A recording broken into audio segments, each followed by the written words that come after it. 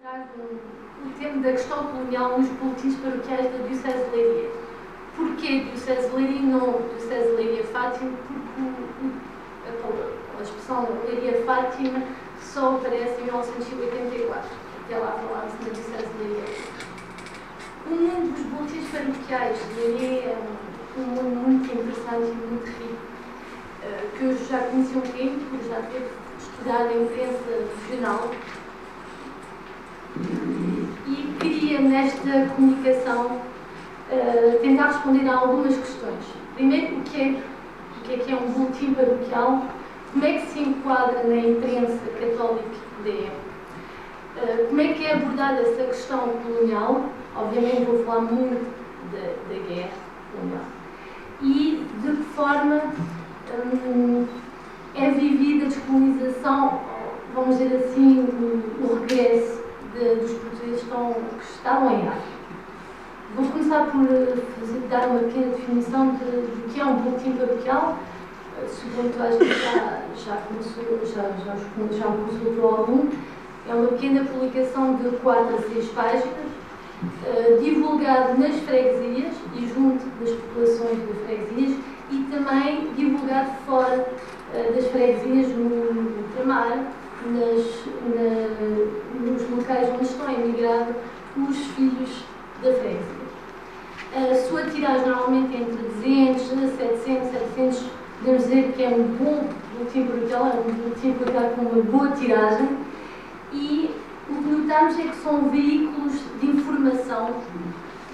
Temos os assuntos recorrentes, são os batizados, os casamentos, os funerais, obviamente, porque toda a gente quer saber quem morreu ali na Terra, como é que faleceu, e também são veículos de formação religiosa, através da publicação de textos doutrinários, por exemplo, do próprio Parco, do Bispo de Leiria, e por vezes aparecem alguns trechos de textos papais.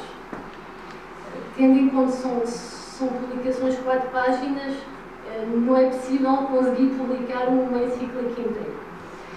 Normalmente são feitos pelos próprios filhos do povo. Isso é uma expressão tirada de um dos boletins que eu consultei, e sempre para o povo e por causa do povo. E há uma frase que eu achei muito interessante: levam ao povo o pão da doutrina partido aos pedacinhos.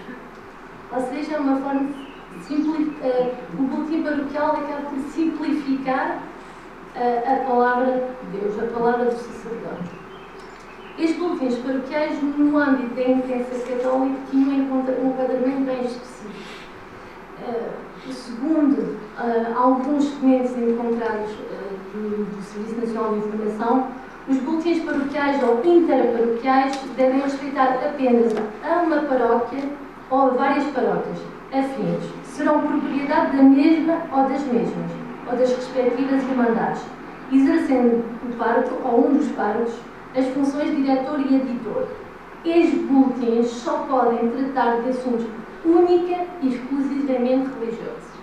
Quem quiser tratar de outros assuntos terá que mudar os moldes e, por exemplo, tornar-se órgão de regionais. E aconteceu com alguns deles, porque foram chamados à atenção justamente porque não versavam temas únicos e exclusivamente religiosos. Então, qual é o panorama da imprensa paroquial da Diocese de Leiria? Entre 55 e 75 temos 19 boletins paroquiais. Haverá mais, mas alguns são quase impossíveis de encontrar porque foram publicados 2 ou 3 números e desapareceram por completo, infelizmente. E destes 19, 7 foram fundados na década de 50. Temos ainda 2 que estão em publicação: a Folha do Olival e a Voz de Miradouro, apesar da Voz de Miradouro se ter tornado justamente por causa das temáticas versadas num órgão regional. 8 deles nasceram na década de 60, peço desculpa, 5 ainda estão em publicação e 3 nasceram na década de 70 e continuam a ser publicados. Os títulos têm muito a ver com o nome da própria freguesia: Jornal de Mida, Folha do Olival, o Sol da Serra, que é do Alcaidão da Serra, que alguns conhecerão, a Voz Miradeiro, Boletim Paroquial da Boa Vista, Voz da Freixante, são alguns deles. Tinham periodicidade mensal, alguns deles quinzenal, por exemplo, foi do Olival, e alguns tiveram uma existência de 2 a 3 anos apenas, por questões financeiras ou por mudança do parque da freguesia.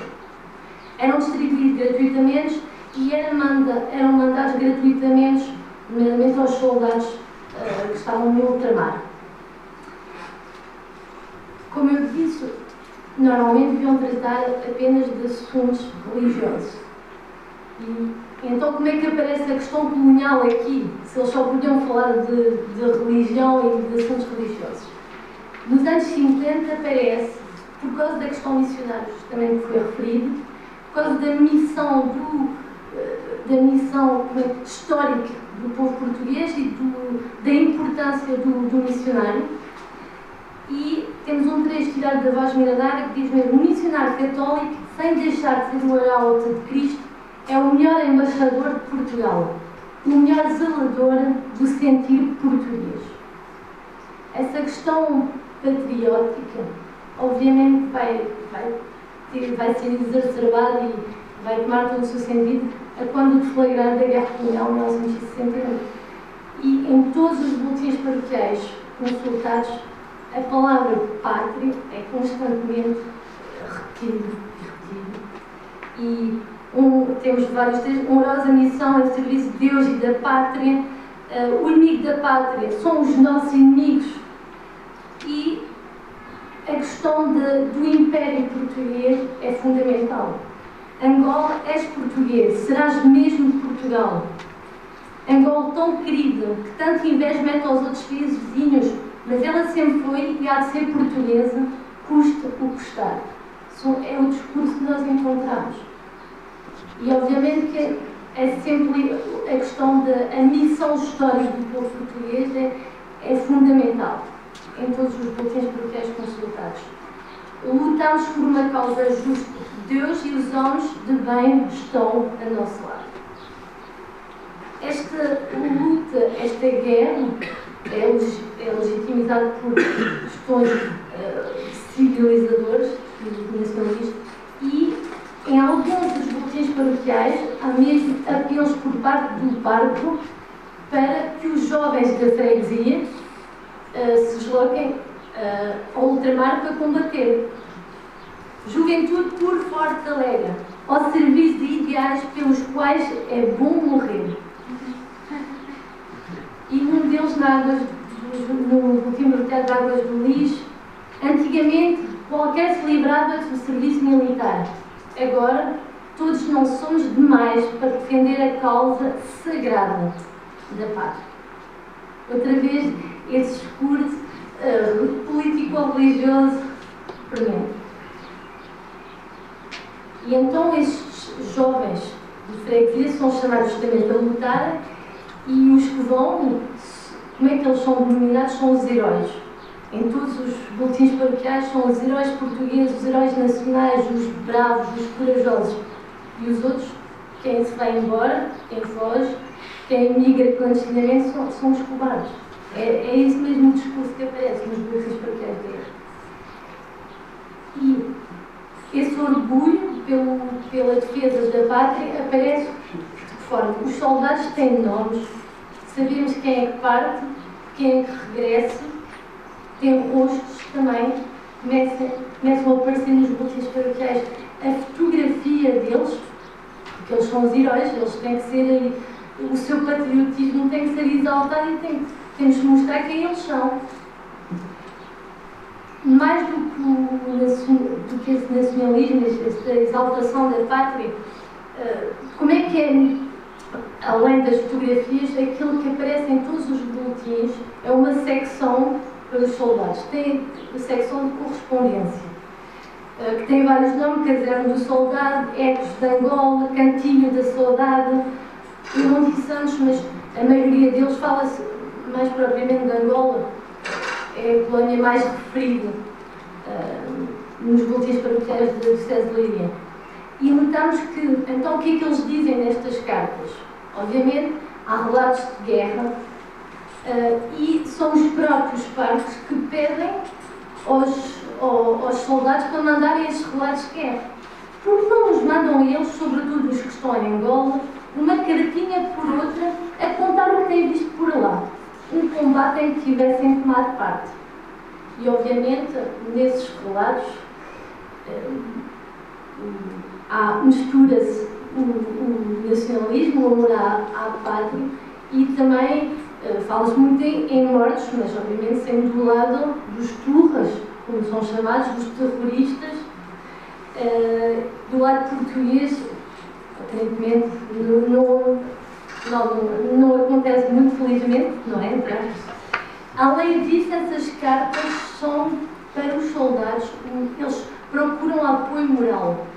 Os boletins paroquiais, sem dúvida, foram um elo de ligação entre os soldados e as suas famílias. Estou viva, está tudo bem aqui. Ou porque procuram uma correspondente preferência feminina para trocar cartas e em algumas freguesias, numa delas, em São Mamede, é criado um movimento de assistência. São jovens que estão na freguesia que criam esse movimento de assistência aos soldados, começar que os apoiam, que estão ali para eles. E no meio disto tudo, como é que se fala da paz, essa questão colonial e a paz, como é que aparece? Sobretudo nos anos 60, o Papa Paulo VI tem encíclicas importantíssimas e fui também ao ONU falar. Temos uma referência à sua ida à ONU nos boletins paroquiais, mas muito rápido, vamos dizer assim. Esse discurso da paz nos anos 60, os artigos relacionados com a paz são muito raros. Ou só se fala na paz em outros locais, em outras guerras. Porque nas províncias ultramarinas não se põe a questão, porque nós estamos a lutar por uma questão legítima, por uma razão legítima. Nos anos 70, mais propriamente em 73 e 74, começam a surgir poemas. E na maioria dos boletins paroquiais são publicados trechos de 2 textos, 2 mensagens de Paulo VI sobre a paz. A Paz é Possível, de 1973, e A Paz Depende de Ti, de 1974. São trechos, não há comentários. Mas quer dizer que são publicados na primeira página dos boletins paroquiais. E essa paz, ou vamos dizer assim, essa guerra colonial é posta em causa com o 25 de Abril. Obviamente os boletins paroquiais em relação ao 25 de Abril no início são muito cautelosos, questionam esse novo regime e são raros os artigos de opinião sobre a independência, sobre aquilo que vai acontecer. Encontrei num dos jornais, que é o Mensageiro de Formigueiros, 2 artigos interessantes com 2 opiniões, 2 posições diferentes sobre a questão. Um deles, o movimento das Forças Armadas do passado dia 25 de Abril veio pôr em foco o grave problema do ultramar. Sem ser profeta e também sem querer dizer qual a solução ideal e justa para o mesmo, suponho que no prazo de 2 anos sucederá o que se segue. Guiné, Angola e Cabo Verde, independência com governos não brancos. Moçambique ficará dividido pelo Zambeze, ficando o Sul com o governo branco. Quanto à língua, apenas em Angola se manterá a que falamos. Foi um dos palpites da época. E o segundo artigo, publicado apenas um mês depois, tem uma posição muito interessante. Em 10 de setembro foi proclamada a independência da Guiné Portuguesa, que tantas vidas ceifou nos últimos 10 anos. Foi realmente pena que esta independência não tivesse sido reconhecida há uns bons anos atrás. Angola e Moçambique não tardarão a seguir do exemplo, mas aqui a numerosa colónia de brancos agudiza consideravelmente as dificuldades. Essa colónia de brancos, como é chamada, continua a comunicar, continua a mandar cartas para os boletins paroquiais e aquilo que sobressai são coisas más. Há fuzilamentos às dezenas na Guiné e atrocidades sem nome em Angola. A situação cá é pior do que dizem aí. Todos os dias há tiros que nos fazem arrepiar à morte. Essa colónia de brancos, o tempo começa a ser premente nos boletins paroquiais dos anos 70 é mesmo a questão do seu regresso à metrópole. E nota-se uma preocupação muito grave em relação a isso. São milhares de angolanos que estão de volta às suas terras na maior miséria e a quem é preciso valer. E num dos boletins paroquiais até é publicado uma das notas episcopal ou pastoral do Bispo de Coimbra em relação a essa questão. Maior parte, e aparece, vou concluir, a maior parte dos retornados da África deixou lá haveres do presente e esperanças do futuro. Deixou lá familiares e amigos que ainda não fizeram ou não puderam partir. Deixou lá pedaços de alma, cujo desprendimento sempre mutilam e faz sofrer. Estas são palavras do Cardeal Patriarca de Lisboa, que são retranscritas em alguns dos boletins paroquiais da época.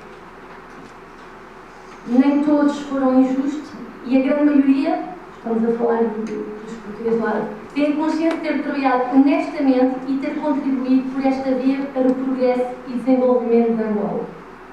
Então essa questão, notamos que essa perda é difícil, custa. E aquilo que eu queria concluir sobre essa questão colonial nos boletins paroquiais, além de se notar, e não se nota só nos boletins paroquiais, nota-se na imprensa em geral dos anos 60 e 70, essa questão do nacionalismo é premente, o papel cívico, o papel importantíssimo dos boletins paroquiais para ligar estes soldados que estão tão longe ou estes portugueses vivem nas colónias para terem um elo de ligação com os da freguesia, para se sentirem mais próximos dos seus, é fundamental. E acho que os boletins paroquiais são um elo, sem dúvida. Foram um elo muito grande entre os ausentes e os que estão ainda a viver na freguesia.